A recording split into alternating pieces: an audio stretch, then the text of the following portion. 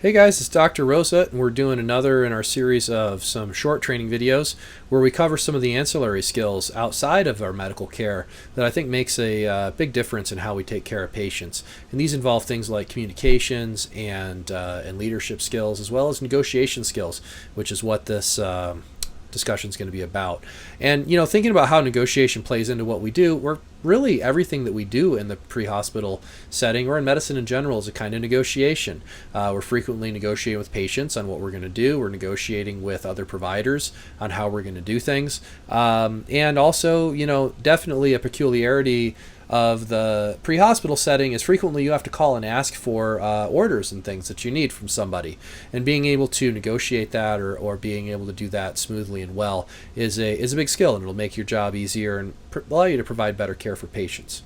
And what we're going to talk about is we're going to talk about a book by a guy named Chris Voss, and Chris Voss is a FBI hostage negotiator. So coming out of the law enforcement field. But what I really like about this book is that, as opposed to a lot of the kind of business-based negotiation books that seem very manipulative and very zero-sum, meaning that if you win, I'm losing, and if I'm winning, you're losing. Rather than being like that, it's very empathetic. It focuses a lot on listening and understanding where the other person's coming from. It focuses a lot on being able to communicate to the other person that you do understand where they're coming from, or maybe you don't understand where they're coming from, so that you can further that conversation. And then also getting to this idea of frequently the solutions that you think that you want for a problem might not be the best solution, and by having a discussion and a negotiation with somebody that's effective, you may come up with a solution that's better than what you thought that you actually wanted. And so, not to go over an entire review of the book, I thought of what are the top 5 things of this book that I thought was very helpful. So first off, the concept of empathy. And this even goes back to some older negotiation books like Dale Carnegie's, How to Win Friends and Influence People, which is probably almost 100 years old now. I think that book gets a bit of a bad rep from the idea that it's kind of manipulative.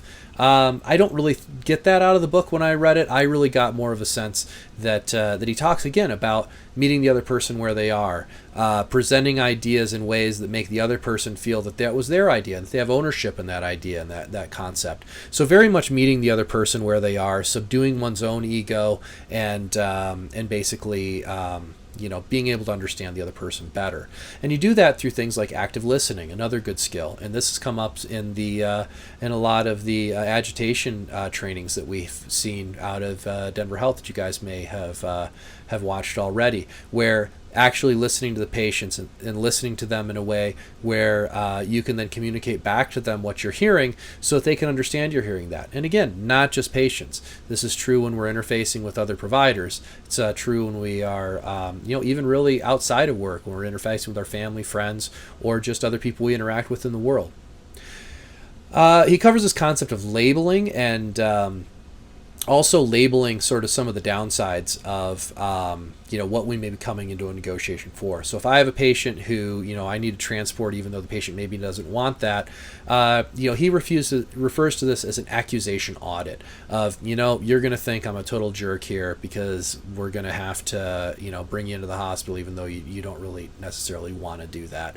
So basically laying out those negative concepts right off the bat to kind of disarm those negative arguments. I found that to be very helpful. Then another key thing is he gets into the use of no. A lot of some of these business books, which can be a little bit cheesy and a little bit manipulative, they always focus on kind of forcing people to say yes. And people don't like being forced to say yes. It feels very dirty. But on the other hand, if you've had small children, their favorite word is no, and no is a term of autonomy. Of I am standing up for what I want. I'm standing up for what I think, and I'm going to say no. I'm going to just use that word. And so by contextualizing how we're presenting stuff to people, so that the answer that we actually want is no, that tends to make them more comfortable with getting to that answer and being able to say that. And then also using how questions when, for example, when someone's trying to negotiate something with us that we don't really feel comfortable with doing. So it's a softer way of denying that you're going to be able to do that. How am I going to do that? How would I leave you here with suicidal ideations and consider me to be able to being a good medical provider and taking good care of you as a patient? And we'll go into each of these in depth. So going to the empathy, again, he labels this tactical empathy. And he says that because, using this in a hostage negotiation setting, you really have to have strategies for doing this in a very quick and effective way. And it uses terms like it seems like, it looks like, it sounds like. So rather than saying what is or what you believe or what I think, and using those terms, you want to put it in this very passive, context. It seems like you don't really want to go to the hospital today. It looks like you're having a pretty frustrating day. It sounds like this is an incredibly frustrating thing that you're dealing with. So it's labeling what's going on. It's labeling what you're feeling the patient's saying, but it's doing it in a very objective kind of way so that the patient could say, well, it may seem like that, but that's not really what's going on. Let me tell you what's going on. And so avoiding things like I think, I'm hearing, I know you must be, which brings it to you rather than empathy for the patient. And so I found that to be really good. And he goes over that over about a chapter. Then we get into this next concept of active listening. And so mirroring, which includes not just what you say, but what you do. So can you take up the same body language as the patient? Provided it's not a confrontational or aggressive body language, but rather kind of mirror what that patient's body language is. If they're sitting down, you sit down. If they're kneeling or they're squatting down, you squat down, getting to their eye level. And then this other concept of just repeating the last three words the patient says. And just to show that you heard those last three things that they said. And then also just using the silence of when they speak, letting it be silent for a little bit, because a lot of times a patient will then fill that silence with telling you more stuff that's going on and giving you more information, rather than you just kind of filling that silence with you just talking, to fill that up, which is not really empathy and listening, but rather you just waiting to have your turn to talk. So I found those to be very helpful, and those work great in different patient interactions. When I started using these, specifically for agitated patients or very upset patients, or patients who are just angry at their care, angry at long waits that we've seen in the ED waiting rooms lately with all the issues that were going on with divert and staffing issues and just increase in patient volumes. So being able to use that active listening can really diffuse a situation and kind of get the patient to the point where they can listen to where our plan is and be able to come up with a reasonable solution. Kind of in the same theme of the mirroring is this idea of labeling.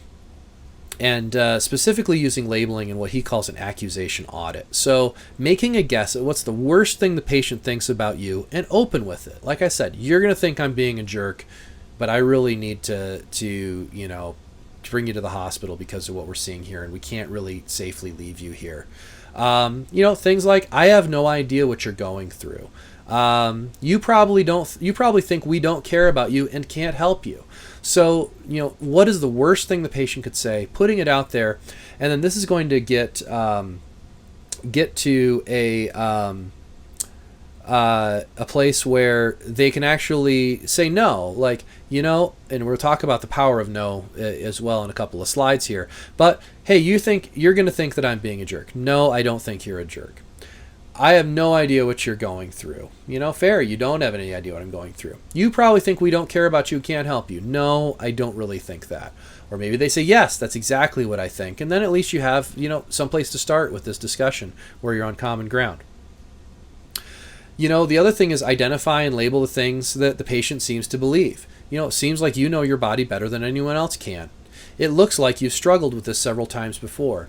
It sounds like you're doing the best you can here. It must be incredibly frustrating. So these are very, soft, objective things that we're throwing out there. Not I think, I know, I understand, or you this, you that, but just it seems like you know your body better than anyone else can. It's a very, you're kind of labeling the patients, the things that they seem to believe, and that gives them an opportunity to say, yeah, that is what I believe. Or, again, using that no, that's not what I think. What I think is this. Which gets you there so you can communicate. Then we get to the, what's the toddler's favorite word. And if you've ever had little kids, we all know that it's no. But why? It's because no is about autonomy and control. When someone feels that they can say no to you, that is them stopping what you're trying to do and imposing their autonomy on the situation. And that is very reassuring for people. And like I said earlier, when you use some of these other negotiation techniques that are kind of like verbal judo or whatever you want to say, they feel very manipulative to the person you're using them on, because they feel like they're getting manipulated into a yes. They feel like they're getting tricked or taken advantage of. And also, they may be saying yes just to get you to shut up because they don't like where this is going, and it's not a genuine yes. It is just a yes of, I don't really want to, fight with you on this, so I'm going to pretend to agree so that I can fight with you on it later. So, how do you use no? And he goes over a bunch of examples, where basically you're setting up the patient for, saying for no being the answer you want. He brings up the thing where he doesn't ask anyone, is now a good time to talk? He'll say, hey, is now a bad time to talk? Because no, it's not a bad time to talk is the answer you want. Or if it really is, they're happy to say, yeah, it's a bad time. I could probably talk a little bit later on this afternoon. Now, going to patient care, you can say things like, hey, is this a bad spot for me to start an IV? Rather than, can I start an IV here? Because is this a bad spot? No, that's not a bad spot. Or, yeah, that's a bad spot. No one ever gets it there. They usually get it over here. Do you want to keep feeling like this? Do you want this to get worse? Is there any reason why you can't go to the hospital? Again, the answer that you want here is no, because now they're part of the care plan that you're trying to execute. And also, if the answer isn't no, they're going to give you the answer that the reason why that's not going to work. Do you want to keep feeling like this? No, I don't. Or, yes, actually, I do want to keep feeling like this because I'm suicidal and I want to kill myself. That might be the answer. So again, thinking about, putting these questions in a way where a negative answer is what you want can be very helpful. And then flipping that around. What if someone's trying to negotiate with you and they're asking you to do something unreasonable? And this could be, in the setting of patient care where somebody's asking you to do something that isn't the right answer for the patient, or a patient who's asking you to do something, or, provider giving you an order that's unreasonable, or we can think of a million different ways where someone's trying to get you to do something that is just totally unreasonable, and no, damn it, I'm not going to do that, is maybe not the most useful way to confront that. And so what you can do is you can use the question how, because what you're doing then is you're asking the other person to help you with whatever unreasonable thing they're presenting, which helps them realize potentially that that's really unreasonable. And so you're basically putting that request back on the other person to help you solve, and it forces them to then empathize with your situation. So now you're trying to get them to empathize with you. So we can say, the patient who wants to refuse, who's suicidal or intoxicated, how are we going to leave you here with what you have going on today? Right? That's a fair question. And, that helps them realize that that's really not a good option. Or, a patient asking for something that, we get this a lot of the patient asking for, IV opiate pain medications when that's not really what they need right now. How am I going to explain to the doctor why we did that? How am I going to explain to the doctor why we left you here? I think that that's really another key thing. And I'm going to close this out with terms that we've talked about a little bit in some of these other videos of how to close out a conversation. So the question is, have I forgotten anything, or do you guys have any questions about this negotiation techniques as a way to kind of close out this discussion? So if you do, you have my contact information. Reach out to me and let me know how we could use this. Let me know if you get a look at the book and what you think about it, or if you just use some of the techniques from the presentation, how they work or how they don't work, or if you have other things that we could include in this. So just to summarize, our top 5 take-home points are focusing on empathy with the patient, actively listening to the patient, labeling and using this accusation audit technique of coming up with what the most negative thing is that you think the patient believes, or that the patient might think about you, and just putting it right out there, using the answer no as a goal, and then also using how questions when we're being asked to do things that are unreasonable that we can't do. And so, core concepts to take from this is I really think that you could conceptualize all interpersonal interactions as negotiations, especially if you have these empathetic and highly functional ways of, negotiating with other people, because you're not thinking about these things being manipulative. We're thinking about how do we get a solution to a problem that both of us feel, when we're interacting, is a good solution to the problem. And that comes down to this other concept that negotiation should not be zero-sum. Our relationships shouldn't be zero-sum. It can't be if you win, I lose, or if I win, you lose. That just doesn't work. And it's actually pretty rare when that's actually the case. Generally, there are solutions where both people are winning, both people are coming up with a good solution where they're getting ahead of the game. And by using these techniques, I think it's really an effective way to do that. So get a look at the Chris Voss book if you get a chance. And otherwise, keep up the good work out there. Stay safe. Give me any feedback you have on this, and stand by for some more these quick hit videos that cover these topics.